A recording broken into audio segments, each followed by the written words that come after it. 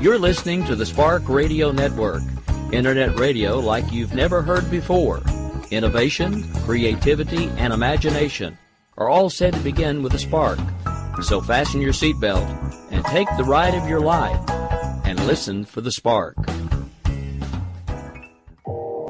You are listening to KLRN Radio, where liberty and reason still reign. Most writers and radio show hosts know that to connect with your fans, you need to do more than just write books or record the latest podcasts.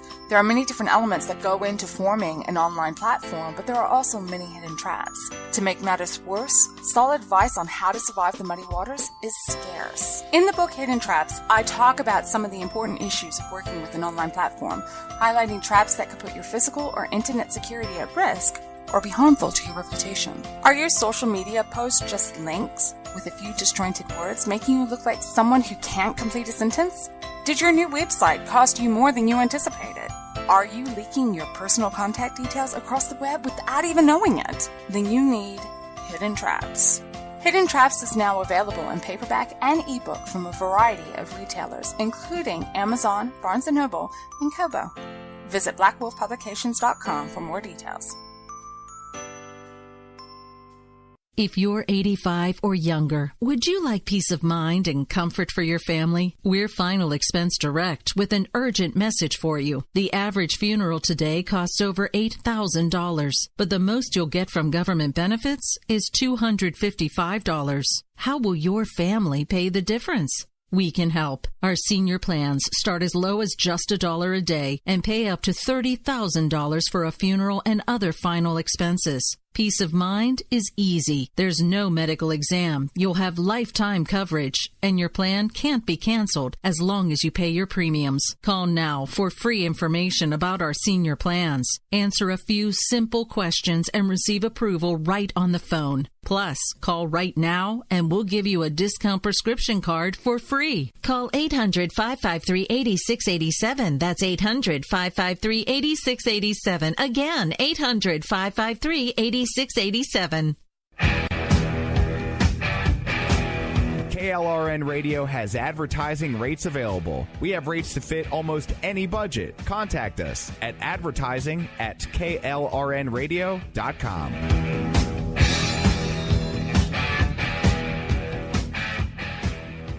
Attention business owners and independent contractors. This is a money-saving message from Tax Mediation Services. If your business owes $20,000 or more in taxes, we can help you today, right now. Listen, dealing with the IRS is no picnic. It's an intimidating and extremely stressful process, and you don't want to go it alone. Our attorneys know every law, every tax break, and every possible opportunity to help you resolve and reduce your tax debt. And if you owe more than $20,000, you may be at the top of their hit list. So don't take your tax debt lightly, because it will not go away on its own. The IRS can seize your bank accounts, your home, and even shut down your business. Call our tax experts today at 1-800-783-0810 and let us deal with the IRS while you focus on your business. That's 1-800-783-0810. Again, that's 800-783-0810. My son was in the Army back during Desert Storm, but even then he wanted an MBA. He looked at a dozen schools, but only one offered the online education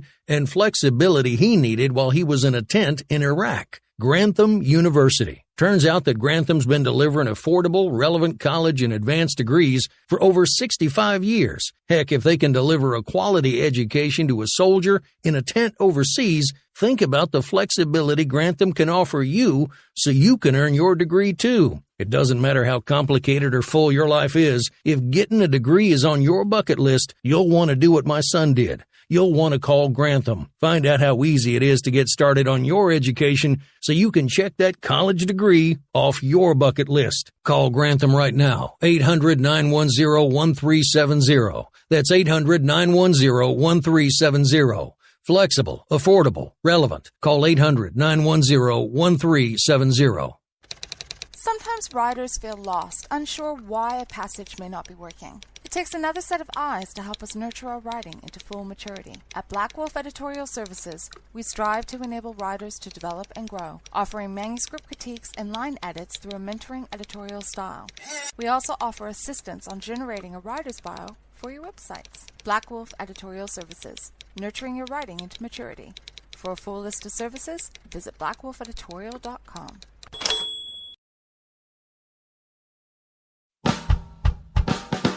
You're listening to the Spark Radio Network, internet radio like you've never heard before. Innovation, creativity, and imagination are all said to begin with a spark.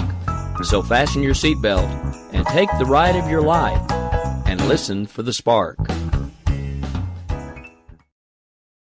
And so, my fellow Americans, ask not what your country can do for you, ask what you can do for your country. Freedom is never more than one generation away from extinction. We didn't pass it on to our children in the bloodstream. The only way they can inherit the freedom we have known is if we fight for it, protect it, defend it, and then hand it to them with the well-taught lessons of how they in their lifetime must do the same.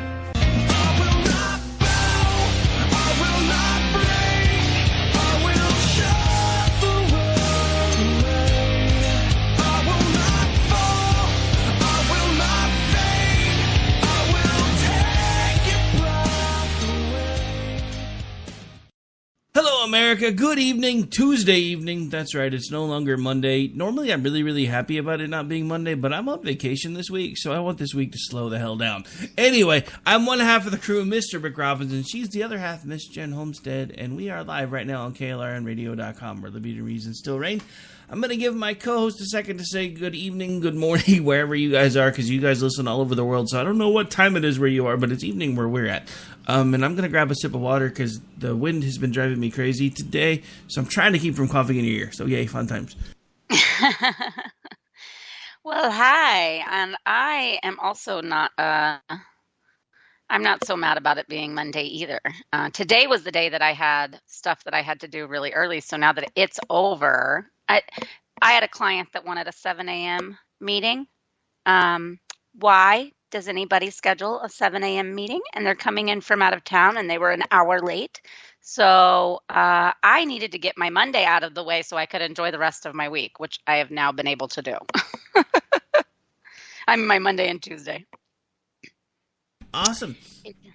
So, speaking of being on vacation, before I forget, I've made an executive decision. I'm only doing one show a week while I'm on vacation, so there will not be a Live America Off the Rails, or one show a day while I'm on vacation, so there will not be a Live America Off the Rails tonight, mainly because, you know, Mother Nature's being bipolar, and it's like 70 degrees here and 30 degrees like one day and then 30 degrees the next. And apparently it's going to yo-yo back and forth for the next several days. So yet another reason why I'm coughing and hacking and can barely breathe well enough to talk. So, yay, fun times. With a co-host, not so bad. Me trying to do it by myself, you guys would be like, please just stop. Make it stop. And I would have to listen to you. Yeah, it's been really interesting. We had planned, we were supposed to have like mid to high 80s all Easter weekend. And so we have friends that were visiting from Norway, really good family friends of ours. And so they had obviously really looked forward to it. We ended up having to heat the pool because temps dropped. And so it wasn't going to be quite as like, oh, I'm getting hot outside and I want to get in the pool, so that they could swim, because the next time that they get to swim outdoors, they have indoor pools and stuff, but the next time they get to swim outdoors is like mid to late July, because they flew back today and last night, and there's still snow on the ground, and it'll probably be gone by the end of April and definitely be gone by May. And then it like starts to warm up in May and June, and then July it's like hot enough to swim outside, and August, and then they could have their first snowfall in September. It is crazy. So they were so looking forward to like warm Texas weather, and then all, like you said, weird Mother Nature did all these crazy things. So it's like, well, it's 68, which isn't too bad, but that means the water's really cold. So we heated it up so the kids could play, and we just had such a great Easter weekend. So what you're telling me is I can blame your friends from Norway for bringing the cold weather with them. That's what you're telling me? We kind of joked about that, except for it doesn't quite track because they actually got here before the weather all came in, and they've been elsewhere around Texas during all of this and had wonderful weather, including getting to go to the beach in Galveston, and it was perfect. I'm So, still blaming but we them. did tease. Yeah, we did tease them about that. They're also very it's really a family friend, my mom's best friend's daughter, who I grew up with. Um, so she's American and Texan actually, and she married a Norwegian after being abroad and meeting him and all of this, and like every parent's worst nightmare that you're going to like meet the man of your dreams when you go on your study abroad trip. And sure she did. And she stayed in Europe for the last, 15 years pretty much. And so they visit ever so often, and she actually has to come here for work a lot, but they are very interesting. It's always funny to talk to them and hear all of their stories. Like, for instance, she took an entire suitcase back that had like things she'd ordered that can't be delivered to Norway. Some of it just being like, stuff off Amazon or whatever. And like Dr. Pepper, she's all about Dr. Pepper. So now I figured out, and she can't order it there either, but I figured out that I can Amazon it to her from me with the addresses. It'll have it as an option, and I can send her Dr. Pepper, but she can't order it in country. Does that make any kind of sense? That's so stupid. And then all sorts of other things that we take for granted because of how strict the regulations are, and especially the universal healthcare system. Anything over the counter, there's only one thing over the counter, and it's aspirin. And then everything else has to go through a prescription, which is a little bit different than how we do it here. They go actually see a pharmacist, and this is how it is a lot of places in Europe, which I actually enjoyed when I lived there. So if you just have like a cough or something, or sore throat, or sinuses are acting up, you just go to the pharmacist, and they have multiple rooms there, which some of our pharmacies are starting to do this in America, but they have multiple rooms there, and the pharmacist actually sees you and then hands you the prescription right then, instead of having to go to multiple offices. If it's something that the pharmacist thinks a doctor actually needs to take a better look at, then obviously they would send you to a doctor's office or to the hospital. But even then, like, so you have to go see one every time. Like if you need Claritin, like just basic stuff, Benadryl, like Tylenol cold, NyQuil, any cough syrup at all, you would have to see the pharmacist first, and it's all prescription. And so it's such a pain in the butt, but there's no regulations against bringing it in. So every time she comes to America, she always packs like goes, to like Costco or Sam's, and like wipes out all the things that she would need that they don't sell over there, that she could just buy and take back with her, and fills up a whole bag full of over-the-counter medicines. And then just funny little things, like they don't have fruit snacks for the kids there, so she gets a bunch of fruit snacks for her girls. And anyways, I had put out a tweet last night that I was like, there are just little things like that. I loved living there, and it was great, but there are little things like that we kind of take for granted that you don't think about in some of these countries that have more, regulated medical systems, healthcare systems.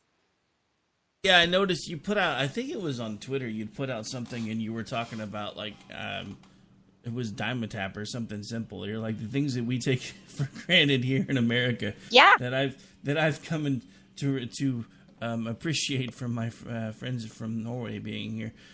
But so yeah, well, or even like getting bit by a bug or something and having like over the counter like cortisone cream. Like you still have to go see a pharmacist and get that prescribed.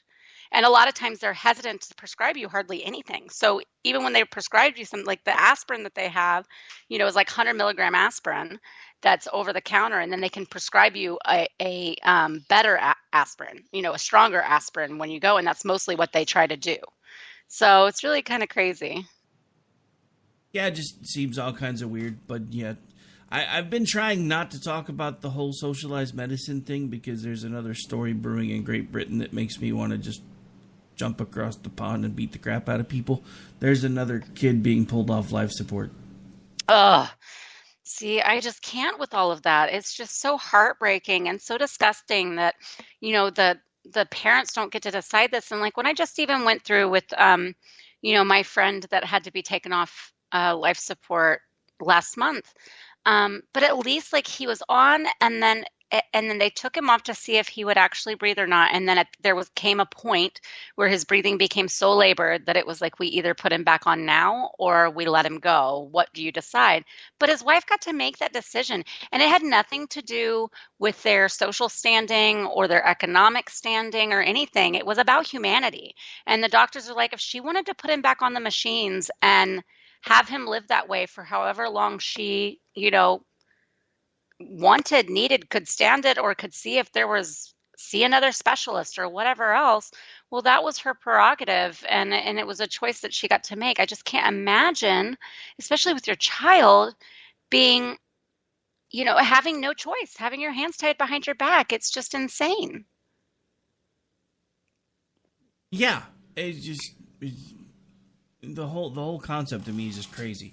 And it's one of those things, and I know I say this a lot lately, but I have people that have explained this to me that have gone through it, and there's this nice little kind of paradigm where we seem to be about 10 to 15 years behind what Europe is going through right now.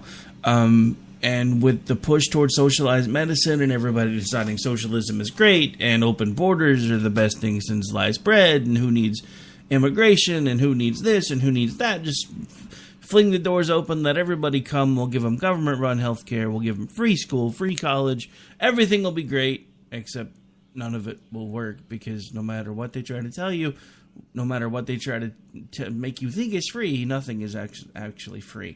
And it's confusing to the younger kids that have grown up in this indoctrinal system that we have under the education system now that has basically made socialism look like the great utopia, when it's really not. I mean, even people, I've been in recent discussions with people on Twitter that have held up places like Denmark that are talking that are supposedly these bastions of socialism.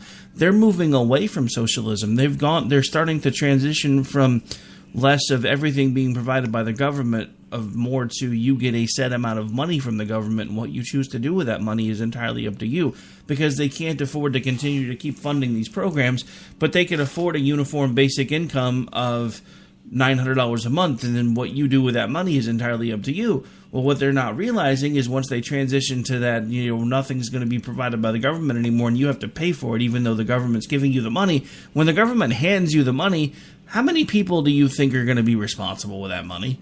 Because it's being handed to them. Well, it's like teaching teenagers all over again, right? Except for they were never taught because it was always planned out for them.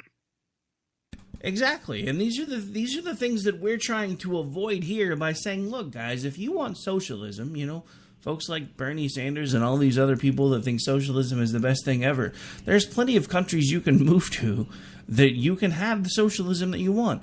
Leave this damn country alone. I'm so tired of hearing how everybody else in the world is so much better off than we are. If that's true, then why the hell are they all trying to come here?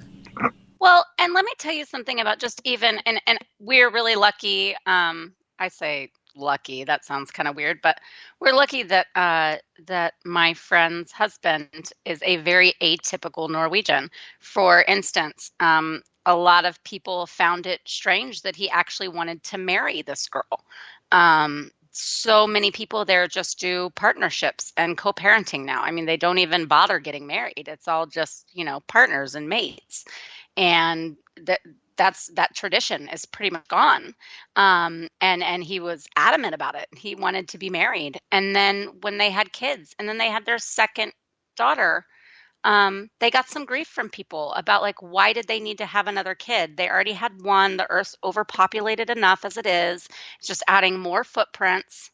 And they were like, this is just how they've been so brainwashed. And he says, oh, they're crazy. They don't understand. How can they not see how they are so, they've been so, he said, because he thinks it's a really funny word in English. He said, they're so schnookered, by this whole utopian government thing. And for whatever reason, and it's not just because he's married to an American, this is part of why she fell in love with him, is that for whatever reason, I don't know if it's his parents and how he was raised, but he just looks at it differently. Now he's accustomed to so much of it that it's not quite the same as you or me, but he is definitely extremely conservative for a Norwegian. And he works in customs, and so he has to drive to the airport, and they got a new car, and everybody was appalled that they got more of an SUV, which isn't even really an SUV class here. It's like one of those like smaller hatchback, like a little bit bigger hatchback type thing, really small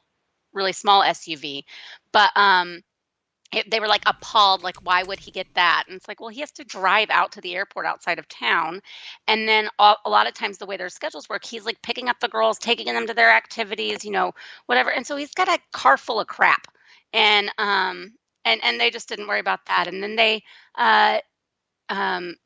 but he said, like the roads, like the highways, the main highway that goes from Norway all the way down to Italy, the main European highway, Norway has some of the worst roads in the world, and they were just named in like Business Insider or Forbes magazine. It was one of the big ones, just named as one of the top 5 worst roads in the world. And guess what it was? It was Afghanistan. Second was Iraq. Third was Syria. And fourth was Norway. They are the richest country in the world, and they have the worst roads, some of the worst roads in the world. He goes, there are potholes that are like as big as a bed, and so it's just terrible. And he goes, they won't fix them. It's not because there's not the money. There is the money because the country is very wealthy. There is the money to fix it. And of course, you're also talking about, by the way, only taking care of 14 million people. Socialism in that kind of sense, and when the country is already rich, can work fairly well because it's such a small population size, not 300 million people over all this great terrain, right? So it's a totally different story. But anyways, he said they don't want to fix it. It has nothing to do with money, and it has nothing to do with having the capability. They're not fixing the roads because they don't want people to drive, because they want to be more eco-friendly, and they think that in a lot of these areas, people should just ride their bikes. And he's like, how the hell am I supposed to do that? I've got 2 toddlers, and I have to take them to school before then I go 17 miles out to the airport for my job, and I'm supposed to ride my freaking bike? Like, that's ridiculous. He goes, they're just so ridiculous. They are so insane, and so many people can't see it. Our friends give us, crap all the time because they just don't understand how they could think this way. And it's just so interesting, that kind of, I think that a lot of people, especially a lot of these Bernie bros and a lot of leftists, don't really have the insight or experience to see things in that way, and how this can really go for a country that chooses socialism and chooses the social, kind of the social justice culture along with it. So, that's interesting, because I've often wondered that, because this isn't the only socialist country that I've ever heard of that has terrible roads. But I've never had anybody basically come out and admit the reason they have terrible roads, even though they're a very wealthy country, is because they want less people to drive. Mm-hmm. That's they're taxed incredibly. The toll road, she said, that toll road, which is the main highway that goes through Oslo, that it had been, when she first moved there, it was like $1 for the toll, just kind of like very normal, right? Like $1.25 or something. And they have raised it so much. They raised it. It's been $5 for the last few years per time you go through a toll. And they just raised it to $8. I mean, they're just trying to discourage people from driving as much as possible. The taxes on cars, the taxes on gasoline are just out of this world. And then he said and in general, Norway does it a little bit different than some of the other countries, but he said that his tax rate is anywhere, depending on the year, anywhere between 46 and 49%. Now, is that like the government tax rate, or is that all-in tax rate? Like that's all of his tax rate, because they don't have the way they have the system set up, they don't have a bunch of these other little taxes that we have, except for on like big purchases like car, or like when you get a house, you obviously are taxed on your house, but like they take, so because they provide most of the services, they just take it directly from you, instead of with all of these other little ways that you get hit, like we do in the United States, where like your gas bill has a tax on it, your electric bill has a tax on it, your car has a tax on it, your sales has a tax, you know what I mean? Most of it is lumped in. There are a few things like that have the taxes, and especially things like buying a car has a big tax expense, because again, they are discouraging people from buying cars. And then if you are buying the car, basically your tax that you're paying on it, which is a really hefty chunk, is far greater than the United States, which ours is actually pretty big, between 6 and 7% most places. They they are basically, that's like your green earth tax, right? Like that's like your penance for using this vehicle that's going to pollute the planet. Like that's really how they think about it. So that tax is for you to help them keep air clean, keep earth maintained, and keep fighting the good fight against, human destruction and global warming. And that's like that is literally your tax for having that luxury. And it's a big chunk, because it should be, because why are you getting this in the first place? It's crazy. Yeah, I mean, it's just, and Al in the chat's bringing up, that's one of the reasons why the leftists here want to start taxing things like guns, ammo, and everything else as much as they can, because they'll use basically money to be able to keep it away from the masses. And I mean, I've thought about it before, but not really in that clear of a context, because I've often wondered why it is they want to tax everything to death. And it's the thing that never made any sense to me is I kept flashing back to things that, like one of the things Reagan used to say: what you want to get rid of, tax it, and what you want to keep, tax the least. And that never really registered until I was hearing what they were saying about the roads in Norway being bad on purpose because they want less people to drive, because it keeps them a more eco-friendly country. Does that just seem insane to anybody else? No. So that's what he said. He said their friends, like, they just don't get it. Whenever they express like disgust with it, like most people, I mean, they get grief over the smallest things that they do. And because she is an American, and then because he kind of thinks a little bit more like an American. Now, Norway still has a decent amount, a healthy amount of capitalism. So it's not like it's completely restricted, like a more socialist republic that we kind of think of in our heads, that is extremely restrictive of everybody. And obviously they're traveling and all this stuff, so it's not communism, but it's just all the universal stuff. And so there are competitive. You can get a better paying job, for instance, whereas there are countries that you just really can't. I mean, you can with a certain skill set, but even there, that's not going up much, right? It's all like leveled off. Like if you are a surgeon in Spain, you're not making more than this, and a hospital can't offer you a more competitive contract than the one that you're making right now. That happens a lot of places with more institutionalized socialism. And that's not the case there. I mean, there is a very high minimum wage, and there's very long unemployment. They're very tolerant of unemployment and very tolerant of all these things. Like the mom gets a year off for maternity. Father can apply for a year off for paternity leave, which those things I don't worry about so much. I don't like it being provided by the government. I don't mind companies offering that. I think it's awesome. My husband's company offers a lot of time off for new fathers, and I think that's great. But I don't like the government and the taxpayers doing it. Anyways, it's just really interesting. And I've lived in Europe, so I know all these things, but it starts to escape you a little bit in the day-to-day drag down of life. And so then just having them here and talking with them so much, and they had so many stories to tell, and they're such a hoot. It just reminded me sometimes to be like, every country has its good qualities, right? There are always things that you can look at and go, wow, that's just amazing. And how cool is that it's like this here? But it just really does make you appreciate just some of the little things that we take for granted. And it makes me a little bit renewed in the effort of fighting for conservatism, because it's such a much better way of life, ideally. And it really is, come to think of it, I wonder now if maybe I understand a little bit better why the leftists were all freaking out over tax cuts.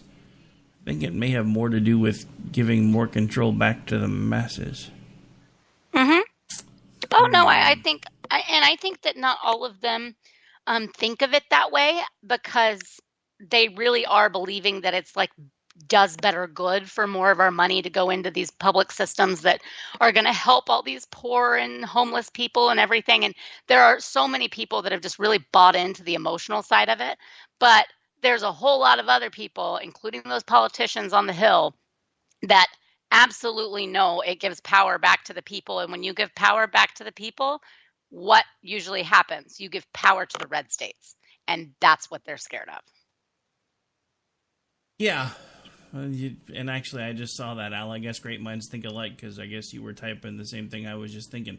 Because he actually said almost the same exact thing I just said. All right, so we're up against the bottom of the hour break. We need to take a really quick break, pay some bills. When we come back, we're going to change topics, because there's been a shooting today. Oddly enough, in one of the most heavily gun-controlled states in the country, there was still a shooting today. But we'll talk about that and maybe a little bit more when we come back. This is the Jen and Rick Show. We'll be back here in about 4 minutes. Stay tuned.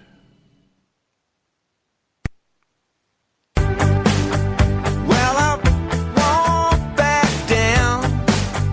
No, I won't back down.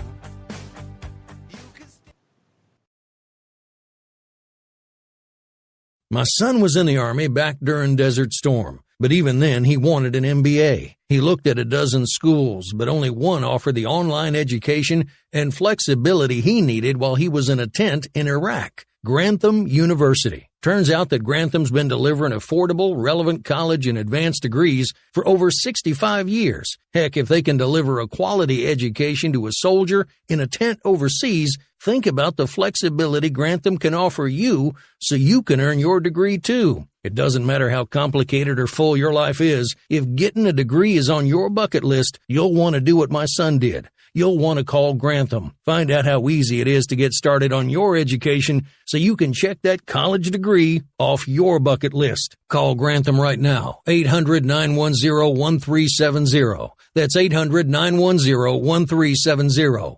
Flexible, affordable, relevant. Call 800-910-1370.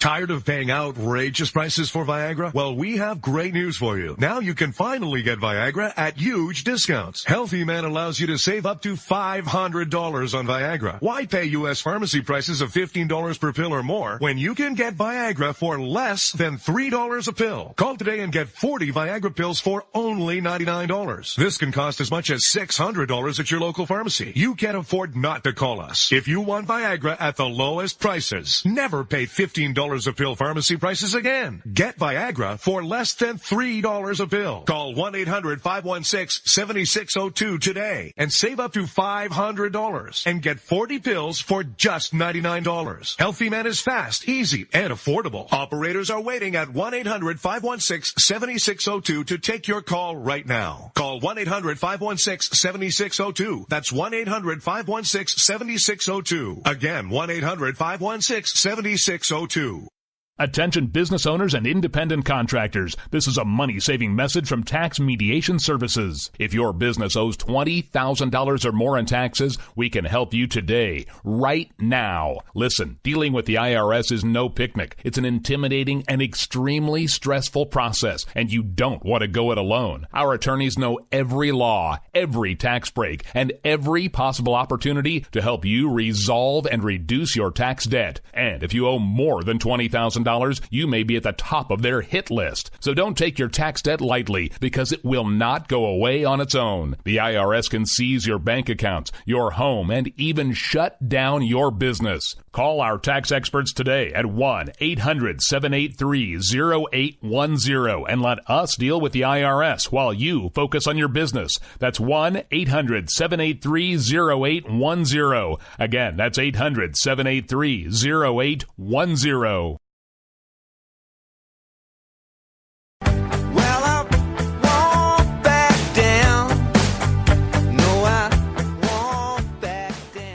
All right, folks, welcome back. So, interesting thing happened today in California. There's been a shooting at the YouTube headquarters. Before anybody says anything about gun controls, ban AR-15s, do all this, do all that, California's done pretty much all of that. So how in the hell was there a shooting there today if this stuff is what's supposed to fix it all? I'm so confused. Yeah, they've done about everything that they can under federal law to restrict gun ownership, really. and your ability to be armed. It's not so much that, because they have to follow federal law mostly for what, can be bought, and then they can add their own as far as, certain other restrictions and regulations. But the main way that they regulate is by not allowing people to carry and making it hard to get permits to carry and all of that. So you end up with a lot fewer people than would normally own firearms that have them. But another interesting thing about this one, which this looks to be like some sort of love triangle domestic dispute thing, but it was a woman. And I don't know if you saw, but when the reports were first coming out all over Twitter, were a ton of people going, what do you want to bet? It's a white male, Trump supporter, alt-right leaning shooter. All blah, blah, and there was one guy that said, and he's now been completely, obliterated on Twitter for saying that he would eat his hat. That was actually the guy that I was talking about right before we got to intro. Because basically I saw that, and that was right about the time that I noticed that they'd released at least the gender of the shooter, and I'm like, would you like salt and pepper to go with that hat? Maybe a little Chianti?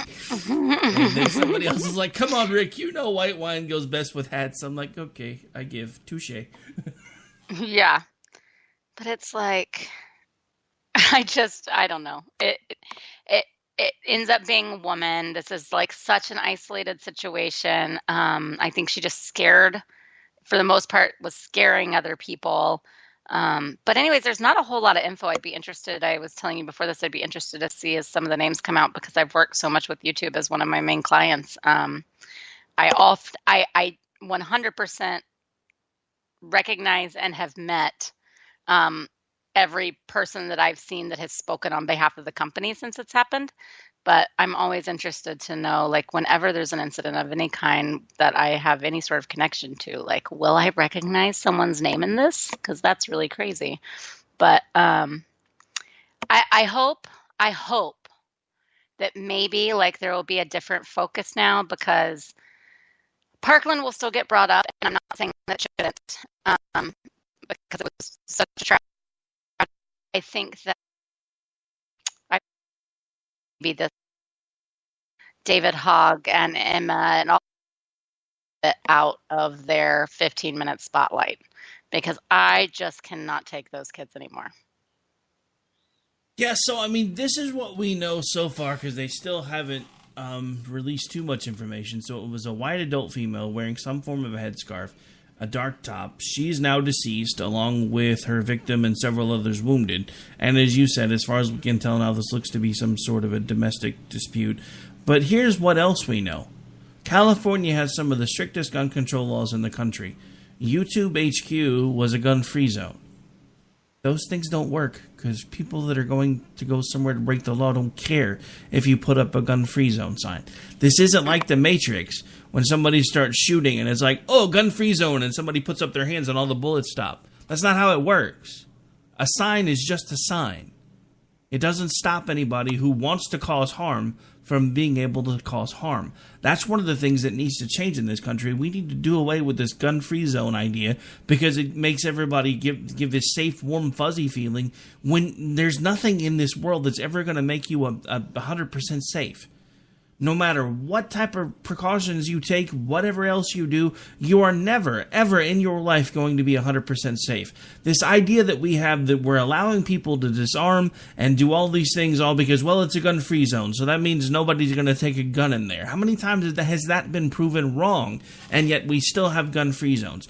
You want to talk about ways to fix things like this? Do away with gun-free zones, because that's a huge part of the problem, because 99% of these shootings, where do they happen? Places where people know that they're not supposed to have guns. Every single time. Right. And I mean, I saw like a few other politicians, leftist politicians saying today about how, if we would just do this and this and this, and then people couldn't, it would be a felony to possess a firearm if you already had this right. And we're like, that's already the case. How are they governing us and they don't even know that? Because they're not, though. That's the point. They're not governing. They're not paying attention to what the hell they're actually doing. I mean, that's apparent by the fact that they passed this 2,200-page monstrosity just a couple weeks ago. Not a single one of them, other than Rand Paul, knew a third of what was in it. The only reason he knew it was because he spent hours trying to read it and live tweet about what he was reading to try to warn people off about what was about to be passed. And I know. And none of them even picked it up. But I'm just like, they literally will go out on something like Twitter or go onto a stage and or answer a question when someone sticks a microphone in their face and say absolutely ridiculous things like, something that's just so silly, like, it was a semi-automatic, and semi-automatics, we have to ban them in this country. And then they're like, you mean even handguns? And they're like, no, semi-automatics. Yeah, well, that's a semi-automatic. It's so ridiculous. And then they're at the forefront of the gun control movement, acting like they know anything at all. And it's so stupid. And people are so blind. I mean, it's just like you were just talking about, where they start talking about, no, a semi-automatic. So you're like, okay, so a 9mm pistol. No, a semi-automatic. I'm like, a 9mm pistol is a semi-automatic. It's also the most commonly carried handgun in the country. So if you ban semi-automatics, guess what you just did? You just disarmed 90% of the police force. Unless you're going to put them back to using wheel guns. For those of you who don't know what a wheel gun is. And then there's another conundrum, right? They then say, no citizen needs to have this or this or that. First of all, how do you determine what we need and what we don't need? Because of what your thought is? Because of what your opinion is? Because your life living, I don't know, in a high-rise in New York City, or even living in downtown Phoenix is vastly different from someone's life in Ennis, Texas. Or, living in the mountains in Montana, or just even living in upstate New York. And so what they need and what they use and what they value and what their city situation is totally different. And I had a friend who was born and raised in Manhattan. I mean, in Manhattan, right off of Central Park. And he came to Texas, and he never understood it. And then he came to Texas, and we traveled a little bit through the state, just driving from Austin to Fort Worth. And it was like, oh, and even in a city, you don't have a cop in your eyesight at any given moment, like he has been used to in Manhattan. He literally can hardly walk 20 or 30 feet without seeing or running into a fireman, a police officer, or some sort of other, law enforcement authority. So for him, it just seems completely absurd that you would need to have multiple guns on your body or in your home because of that kind of safety that he felt, right? And because he always could call out to or see one nearby. And so that's just a different life perspective that people don't always consider. He came here, and we're driving through the countryside, and we pull over at a gas station, after dark in a small town with no attendant working because the station's actually closed and just the pumps are on, and a huge truck pulls in with some really rowdy guys in it, and he's getting in the car and wanting to lock the doors. Well, yeah, so now he's okay that I have my handgun in my car. You know what I mean? It's just to be able to tell people what they need, first of all, does not jive with the Constitution anyways, and the Second Amendment. But, second of all, it's just so obnoxious and so asinine to say that you get to decide what someone else should or shouldn't have. Sorry, it helps if I remember that I'm muted. My bad, I was coughing and I forgot that I muted myself. But no, I completely agree. And I mean, look, I'm not even telling anybody that doesn't want to own a gun that they have to. But stop telling me what I can and can't own. It's called a Bill of Rights, not a Bill of Needs. You can't tell me what I need to defend my home. You don't know where I live. You don't know how far away help is. You don't know how much wildlife I may or may not have to defend myself from. And yes, I live far enough out that I actually have had to shoot at coyotes. Well, not only that, but you have no right. You have no right to say so. You have no right to determine for me. And that's the real problem here, is they want to, they want to impose their ideas and their morality on everyone else who doesn't agree with them. And they want to do it in the name of morality. Like, And so that's why they do this whole, you have blood on your hands if this, and that's why, you don't care about dying children and you don't care about blood in the street if you support or if you don't support gun control, common sense gun control, they call it, or if you, are part of the NRA. They use this language to provoke emotional reactions from people on both sides, and because it's so hard to talk back to that. And so they know, and they've got the media on their side and everything else, so they know that this is how they can basically shut the conversation down, as being like, you like dead kids. And it's completely unfair.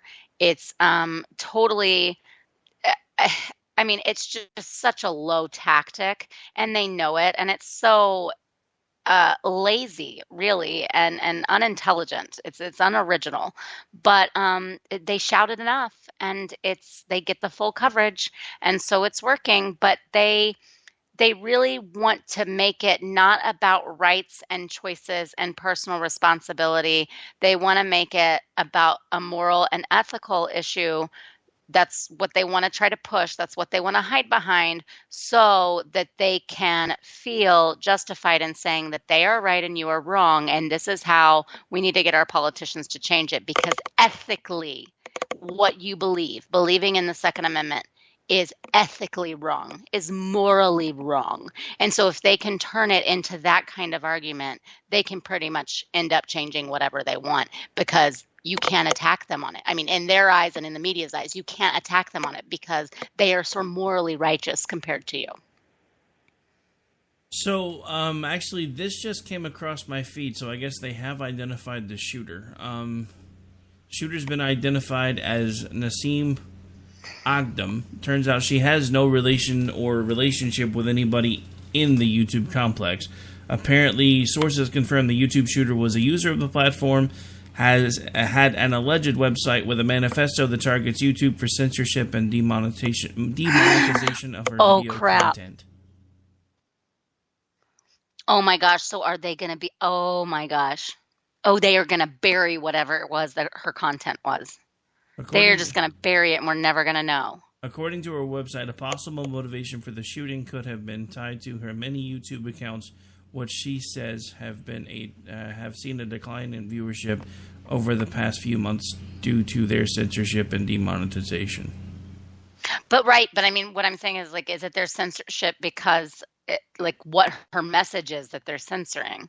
If it is not hardcore conservative or alt-right anything, they will bury this. We will never know what her content was. They will rip it from existence. You know what I mean? Oh, yeah, I know. Oh, that's so weird. Oh, man. And they were so hoping for a white person, normal person, all American who'd gone in there and shot up. But it's going to turn out that it was someone, all these policies that the conservatives have been really mad about, and which I think has also been a really terrible business move by them for all of their censorship, is going to be the reason for this. Wow. Yeah, apparently her website was a mess. She had actually embedded tons of different videos from other people that were pointing out the censorship and demonetization was hurting their content. She at one point had 9 million subscribers on her website. She had started quoting folks like Adolf Hitler, saying, "Make the lie big, make it simple, keep saying it, and eventually they will believe it." The rest of her message targets YouTube and censorship. There is no free speech in the real world, and you will be suppressed for telling the truth.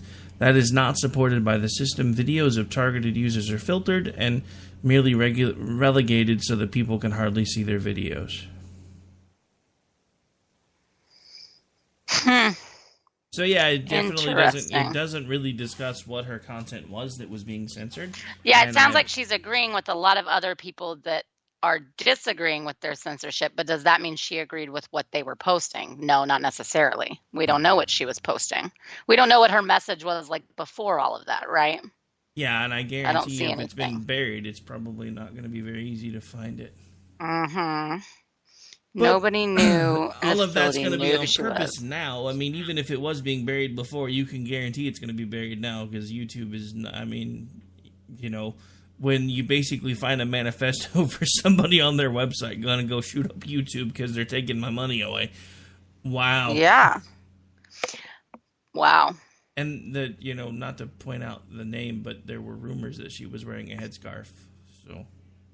Mm-hmm. Did you see this picture of her? Yeah, actually, I'm still it looks almost like a commercial shoot. Kind of interesting. Yeah, it looks very pretty. Looks like a professional. Very headshot. attractive. That's what I was just thinking. Is it actually looks like a professional headshot? Yeah, very interesting. Well, I guess we'll maybe hear more about it. Maybe not. We'll see. No, probably not. Because, now that it's not red-blooded, all-American, crazy gun. Wait a Bible second. thumping. Yeah, and here at the very end of this thing, it says, though Ogdum's main English channel had more than 15,000 subscribers, many of her videos appeared to be demonetized, including her non-English channels. So she... Well, yeah, she was running multiple YouTube channels because they said across all channels she had like 9 million subscribers. So she was running like a main English channel and then she had some non-English channels. Wonder how many of those had anything to do with bomb making. Oh, wait, I'm sorry. Did I say that out loud? Well, that's the thing when you hear that it's now like, she had non-English speaking channels. Well, you assume that it wasn't a Spanish speaking channel that she was doing, but who knows? But that does make it a little bit more curious. It almost seems like, so her main English channel had 15,000 subscribers. It almost seems, and that's a newer one. So it almost seems like that one was brought about in order to talk about the advertising policy and the demonetization and all of that. Definitely seems to be the gist I'm getting is that channel was basically created to slam YouTube for demonetizing her other channels. For demonetizing because of her other channels that were her real content. Wow. Well, there you go. So yeah, try as they might, every single time they try to make this the fault of some sort of conservative, it usually turns out to be something completely different, but whatever. So apparently she's Iranian. Oh boy. I don't know. I'm seeing a few things. It's Iranian, female, vegan, animal rights activist with a grievance against YouTube. Vegan Interesting. I don't know. We'll vegan see. Animal rights activist. That alone should have gotten her demonetized. No, I'm just kidding. Oh, yeah, definitely. Anyways, very interesting. So we got a few minutes. Another interesting story. Squidward is back in the news. For those of you who don't know who I'm referring to when I use the name Squidward, I'm referring to Kurt Eichenwald. Apparently, he had a bit of a tear with Ben. I think it was Ben again. Ben's been all in Twitter news last few days because he's been going toe to toe with Schlichter. I've been going toe to toe with the limey douche sticks McGee guy, Piers Morgan, because doesn't understand Second Amendment, blah blah blah. But apparently, so Eichenwald was upset because I guess Shapiro was giving Kyle Khrushchev a bit of a platform. So there was all kinds of emails going back and forth about how the kid was unhinged and they shouldn't be using it. Well, so what happened? So, well, initially, okay, so like last week, Kurt claims that he didn't, that he went after Kyle and said some ugly things on open Twitter. So he went after Kyle, and then he claimed after the fact that, oh, my bad, I got it wrong, because Kyle called him out and said, I thought that you said that the Parkland kids and the Parkland survivors shouldn't be touched, but because I'm speaking up for the Second Amendment, you think I'm an okay target. So he called him out big time. Then Kurt backpedaled and said, oh, I thought you were CJ Pearson, the young kid that was like super conservative, and then he went Bernie bro, and then he came back to Trump, and now he's all MAGA, MAGA, MAGA. Like, don't prop up children as political voices, people. Just don't do it. But so he's like, oh, I thought you were that kid. Well, first of all, come on. CJ is black. Kyle is white. And the names aren't anywhere close. You did not confuse them, but whatever. Kyle was like, okay, fine. I'll accept that as an apology, because he called him out and said, oh, so you helped David Hogg get Laura Ingram's subscribers, advertisers all taken away. You promoted all of that because of one tweet that she made against him. So should we now go after your employers? And so that's when people tagged Vanity Fair and they tagged MSNBC. Well, he'd already had to remove MSNBC because he's not officially a contributor anymore. Then he went through this whole thing about Vanity Fair. Everyone starts tagging them, and Vanity Fair sends out a statement and says, he's not affiliated with us. And then he has to go, oh, news to me, blah, blah, blah. They're like, the last time he wrote was 2014.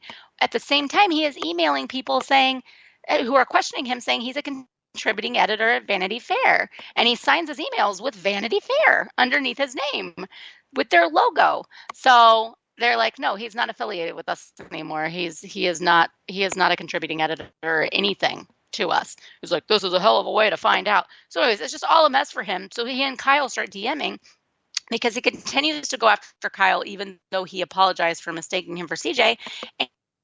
And someone's like, well, post the DMs, because he wrote this email to Ben Shapiro that had Vanity Fair at the bottom, by the way, that said that he'd had a disturbing DM exchange with Kyle and that he'd passed them on to a psychiatrist who said they were crazy and said that he needs to be, he psychoanalyzed him and said he needs to be diagnosed and he's reaching out for attention and he needs to be in under psychiatric care, blah, blah, blah, blah, blah.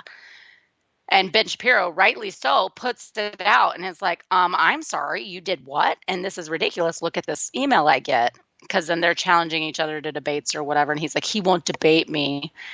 And then Kurt refuses to release the DMs to prove that he's so crazy. So Kyle releases them himself. And of course, then Kurt is backpedaling even more. So he just kept getting himself into more and more of a mess. And I thought he was a hack, and I've known he's a hypocrite, and I know he's a drama king, but this is just so beyond the pale. Yeah, I just thought it was funny that he was back in the news again, because he blocked me months ago. I sent him one. Yeah, I'm blocked. I sent one strobing gif of an octopus and got blocked. I'm so sad. Not really. Oh, and by the way, he claims he's having 153 people prosecuted that have tried to kill him on Twitter. And that's his whole purpose of all of this. It really wasn't about Kyle at all. It was about the people that followed him. And so he's exposing those people that tweeted those kinds of gifts at him. And he's prosecuting everyone. He's like, thanks, you brought me 8. That other kid brought me 16. Da-da-da-da-da-da-da. And this is my main purpose. And he goes, oh, okay, so you're using me for your own purpose. And he's like, I'm fighting for epilepsy. I'm fighting for all epileptics because I have taken over a year to recover from the strobe gift, and that person is indicted and will be in federal custody for a very long time, and I intend to do it with the rest of it. It's just so ridiculous. Oh my gosh. Death by Twitter gif. Shut up. Well, he continues to show. He does send the emails. He has shown some of the documentation of his filing charges, but he keeps saying that this person is indicted and that they are going to, that they are, and that not just that person, but other people in general have been indicted and that they're all facing criminal charges. He never produces the charges. He just produces what his letter is, what his attorney letter is, and what his records are his report he filed to the police. So you can file a report all day long. That doesn't actually mean that someone is getting convicted or even being charged. And so people will say, well, let us see the charge report. Let us see the report where it shows the charges they're filing, that the police are upholding and filing against him. And he's never done that. He's only just shown his filing. So, anyways, whatever. Yeah, that's no different than civil court. Anybody can file anything in civil court all day long as they've got the filing fee. So, interesting development. The shooter that we were just talking about has already had her Twitter account suspended. Oh, of course. That was kind of fast. So, one last little funny bit, and then we got to get out of here. So, Ben Shapiro, again, in an exchange with Piers Morgan over the last few days, basically has been roasting Piers left and even more left. Their most recent exchange actually was picked up, and I actually saw it on one of the major news things on Twitter. Apparently, Piers Morgan had pointed out, "Oh yeah, you Americans are so great. Where would us British be without your Second Amendment and your guns?" Ben Shapiro tweeted back pretty much the same thing I say to every Brit who says it to me, speaking German. Yeah, he's such a jerk. I used another word on Twitter, so you can go look at that if anybody's interested in what word I called him there. And I was still being pretty nice, I think, for me. I didn't drop any F-bombs or anything. But slacker, it would have warranted F-bombs. No, I'm just playing. All right, so we are officially out of time, and as you can hear, my voice is just about done. So why don't you remind folks where it is that they can hang out with you when you're not on the air hanging out with me? Yep. I am on Twitter at jhomestead, on Facebook, JandR Homestead, and please check out misfitspolitics.com and follow us on Twitter at misfitspolitics. All right, folks, that's going to do it for tonight. I will be back tomorrow night for America Off the Rails. Not doing a live one tonight. I think my voice only had about an hour in it, as you can hear it start. Well, I don't know if you can hear it, but I can feel it. It's starting to crack. So we'll see you guys tomorrow night. Also, we do have the conservative curmudgeon leading off the night, so make sure you tune in for that as well. And we'll see you guys tomorrow. We're going to get out of here. I'm going to go back to enjoying my vacation while I'm still on it. Awesome. Enjoy.